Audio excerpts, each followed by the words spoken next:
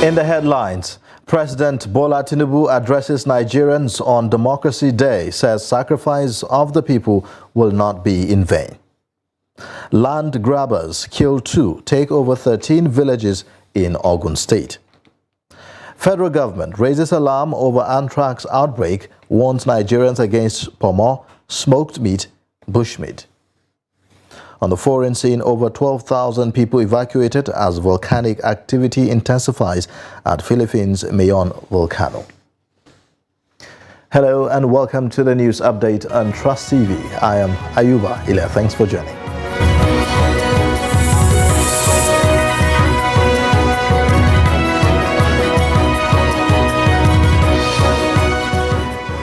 And now the details. President Bola Tinubu on Monday said that the intensely contested 2023 general elections showed that democracy is well and alive in Nigeria.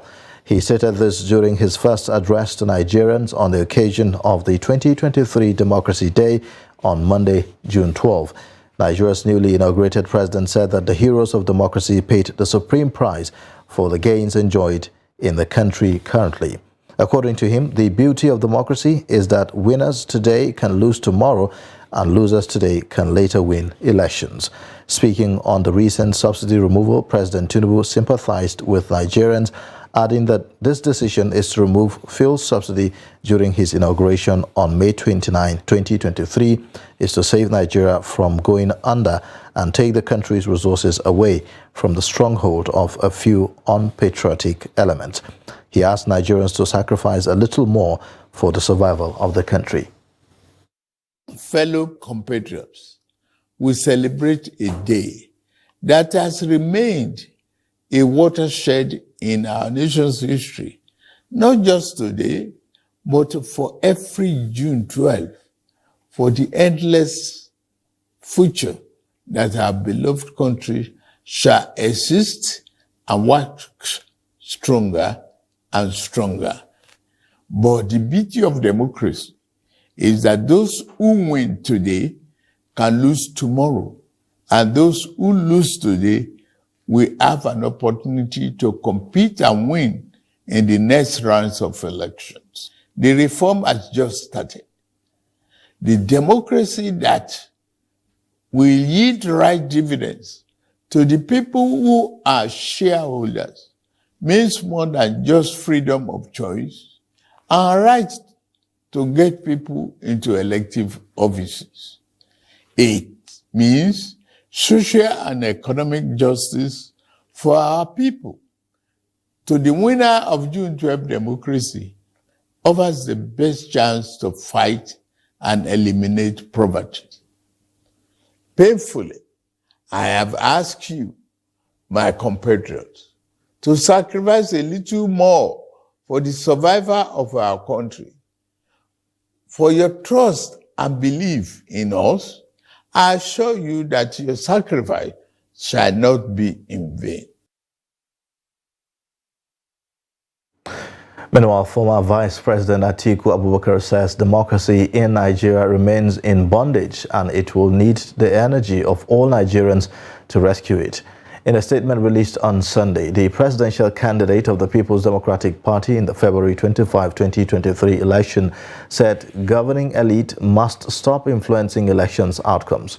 Atiku said that the occasion of Democracy Day is a time for Nigerians to reflect on the country's journey of becoming a democratic society. The former vice president said democracy without a corresponding commitment to the principles of fairness and fidelity to the rule of play by stakeholders still leaves the people prostrate to the tendencies of dictatorship, the former vice president stated. Atiku said that a lot of work still lies ahead in the evolution of Nigeria's democracy. Similarly, a former military head of state, Ibrahim Babangida, has said that Nigerian politicians have failed to exploit the gains of the June 12 election. He spoke on Sunday ahead of Democracy Day, which is marked June 12 of every year. According to a statement by his spokesman, Kasim Afegbua, Babangida lamented that politicians have blatantly ignored the beauty part of June 12, 1993 election, which he said was adjudged the freest and fairest election in Nigeria. The former military leader said that political violence and incessant litigations in Nigeria's elections are part of the issues affecting democracy. He also condemned the declining turnout in the elections, attributing it to the trust deficit between the people and their leaders. He, however, expressed confidence that Nigeria can get it right if leaders invest their time and resources in deepening democratic ideals. On security matters, bandits' attack on communities in Katsina State is resurfacing. The bandits attacked Gago village just 4 kilometers south of Dutsinma town, headquarters of the Dutsinma local government area, killing one Kala Bosa, abducting 2 others. Abdullahi Amadi completes the story. This is the 8th time terrorists are attacking Gago village within 3 months, abducting people for ransom, rustling domestic animals and looting shops. The bandits riding on motorcycles armed with AK-47 rifles unleashed mayhem on Gago community, killing their victim when he resisted being kidnapped. The way I look at this issue of banditry is becoming rampant and is disheartening. The first time they entered, they were able to abduct one Alhaji Megeda, on which ransom has to be paid before they release him. The second time they came, there was one businessman called Alhaji Sada Gago, the one that he's selling sewing materials. They abducted him and one Bogobri. They spent almost 3 to 4 weeks with the bandit. But before they release them, ransom has to be paid before they release them. And again, they carry another group of people. Still, ransom has to be paid before they release them. So eventually, this is the 8th times they are entering this village. So honestly speaking, enough is enough. The whereabouts of the 2 kidnapped victims is unknown, as their abductors are yet to make demands to the villagers. I want to appeal to the new administration of Diko Umar Rada to come to our rescue. This village has been coming under terrorist attacks. In fact, this is the 8th in the series of attacks. Many of our women and girls have been raped, several others abducted, and ransom paid for them to regain their freedom. We are tired.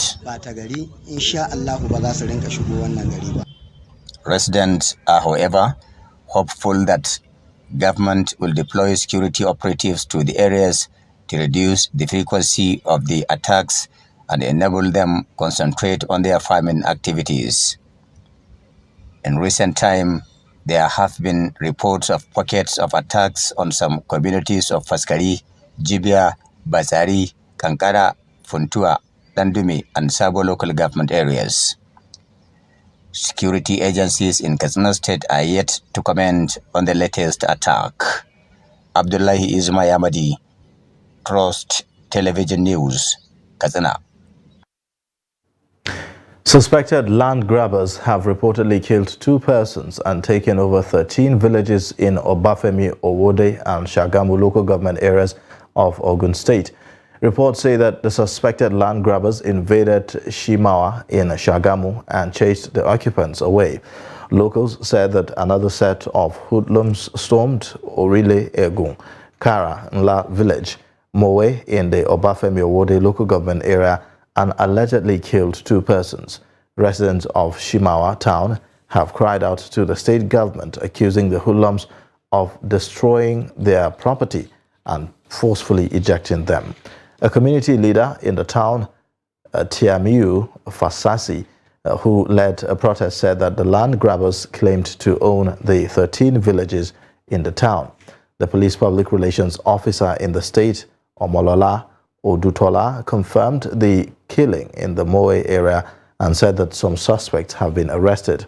Odutola who pleaded for more time to study the case in Shagamu, described the incident as a civil case.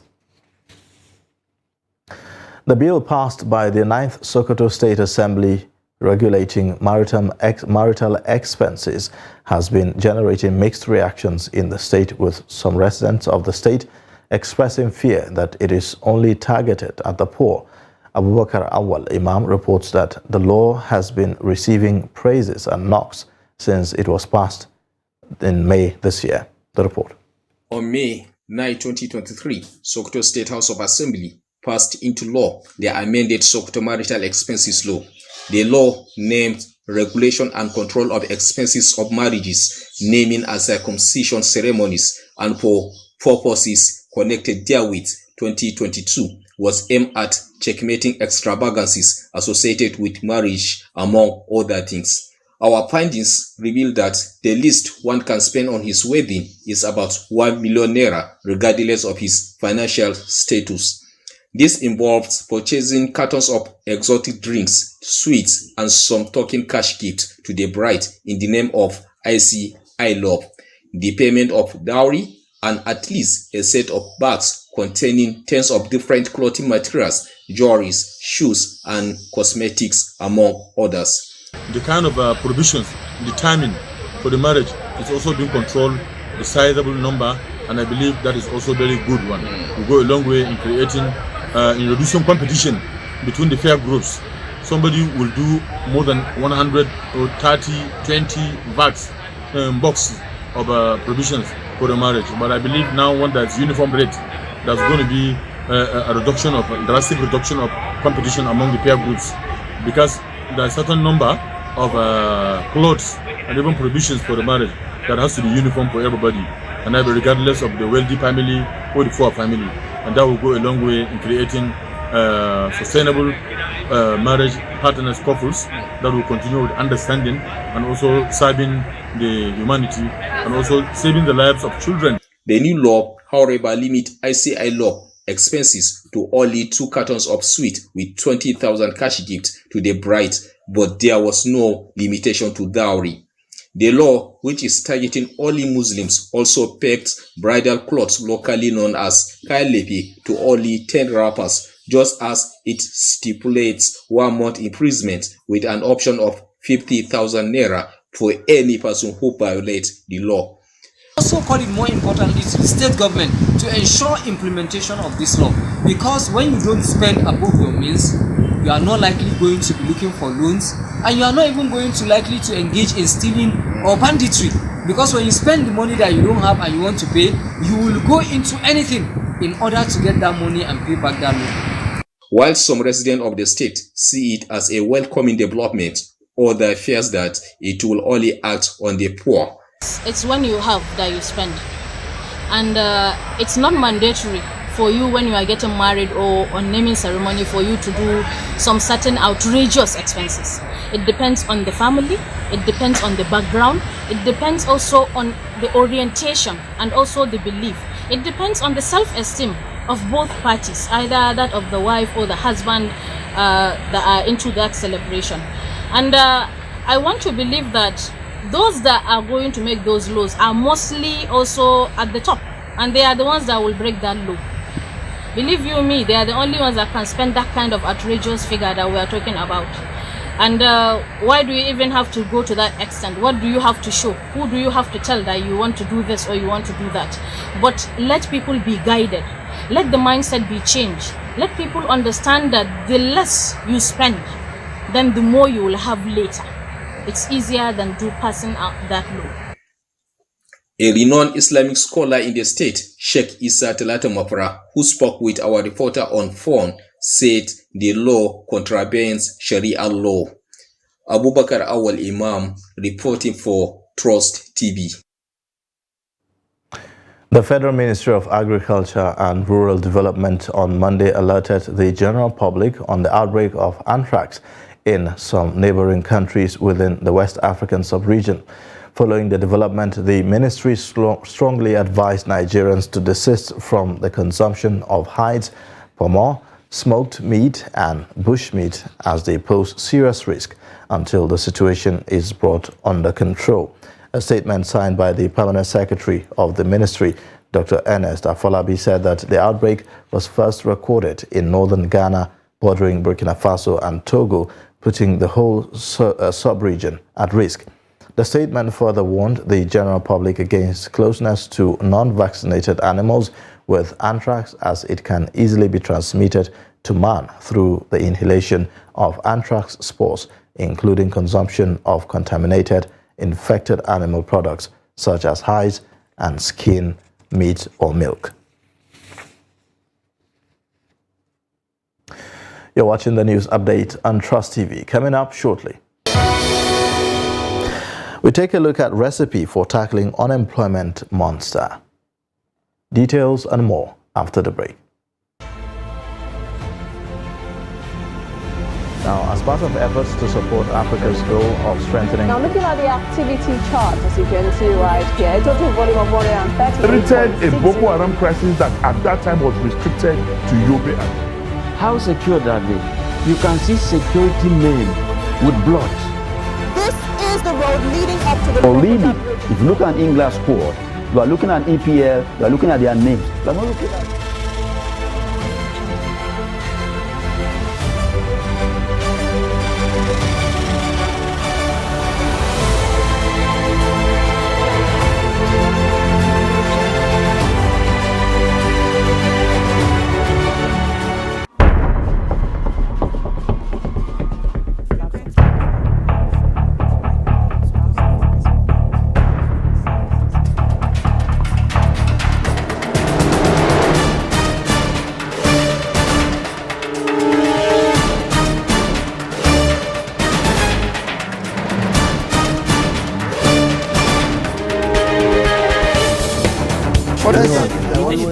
That's great.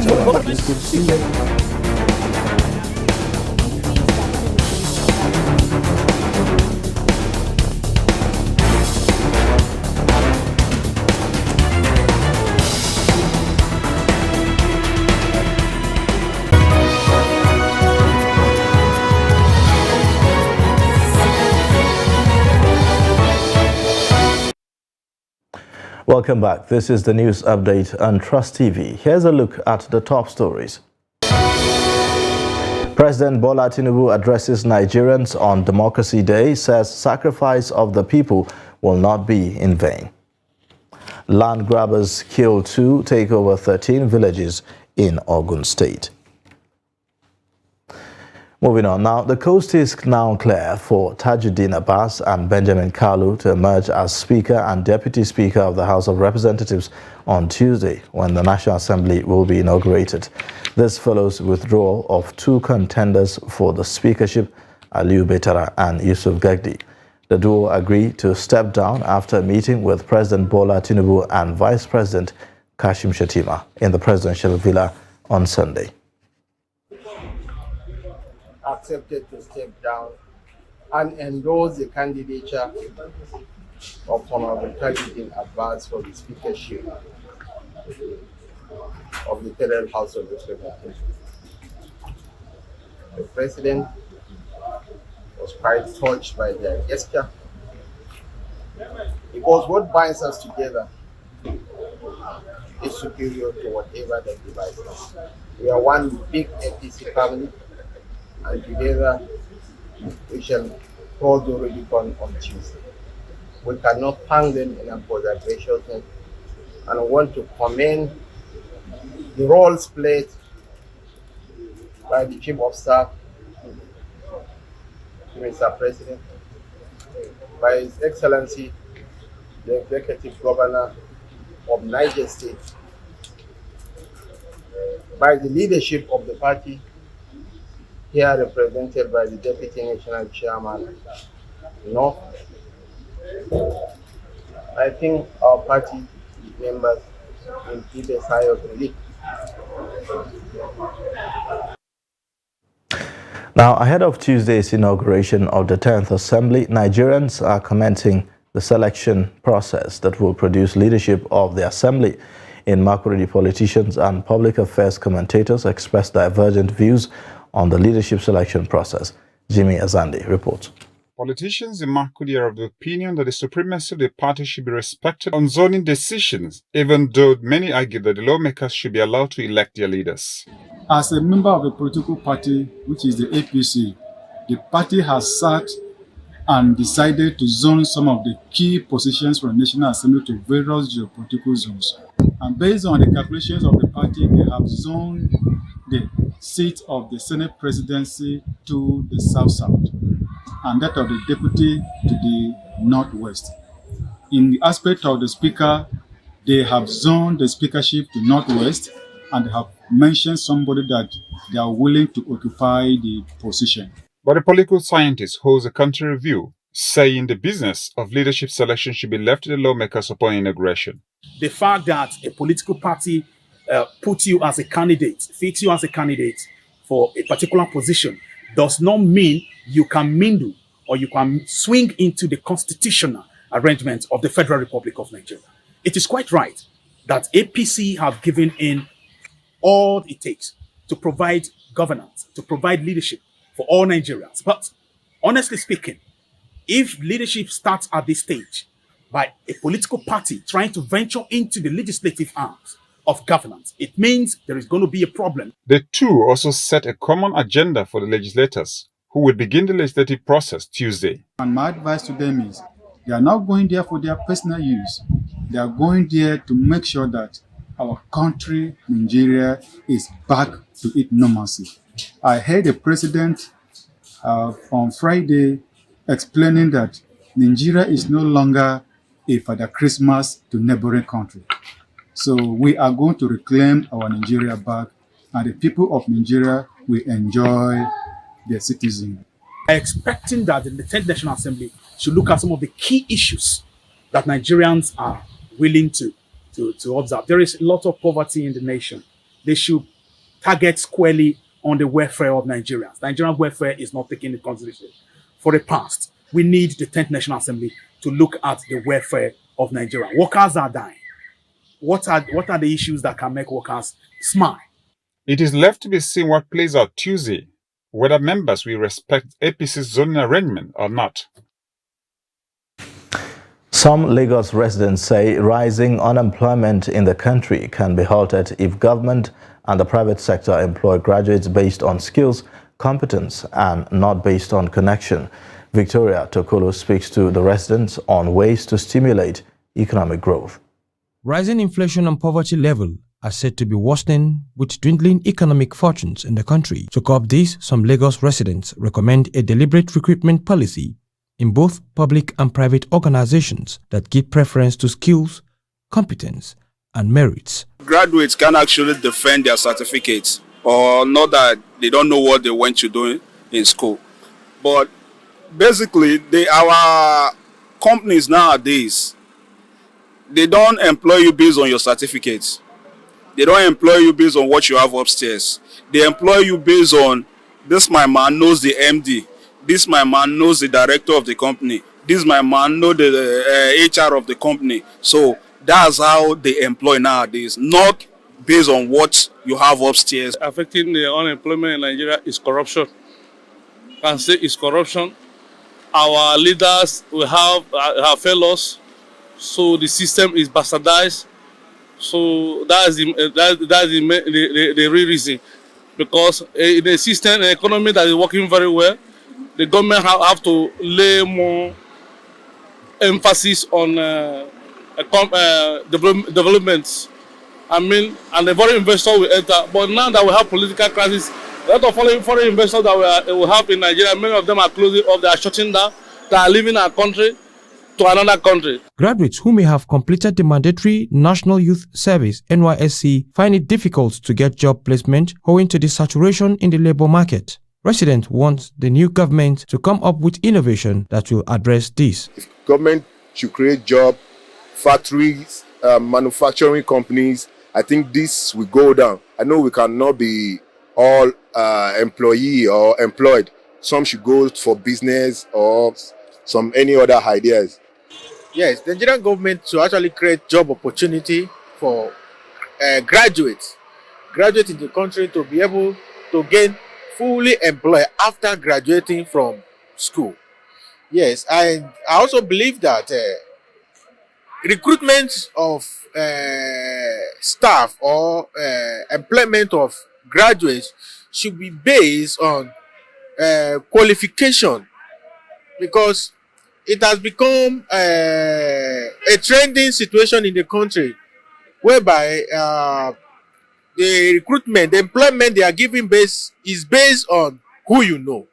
He said that addressing unemployment among youth is recipe for political stability and economic growth.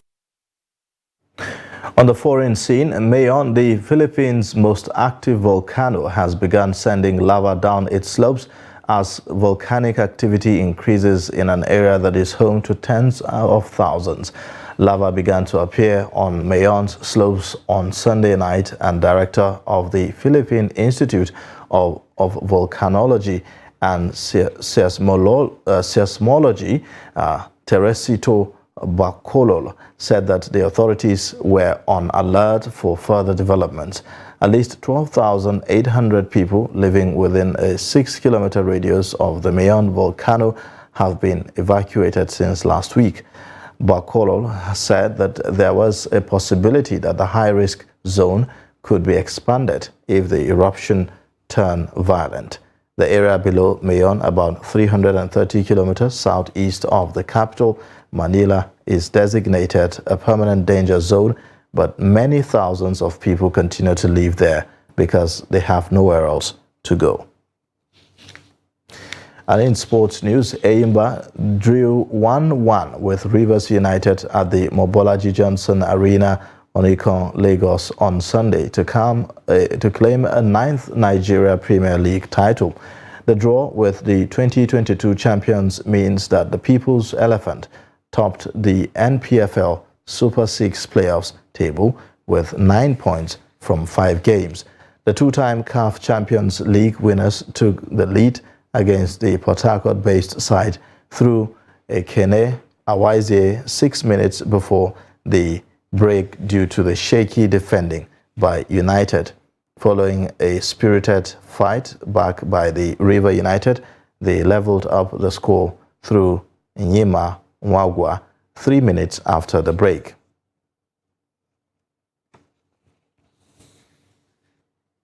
And that's it for the news update. You can watch more via all our social media platforms and also on our YouTube live stream. I am Ayuba Ila. Thanks for watching. Bye for now.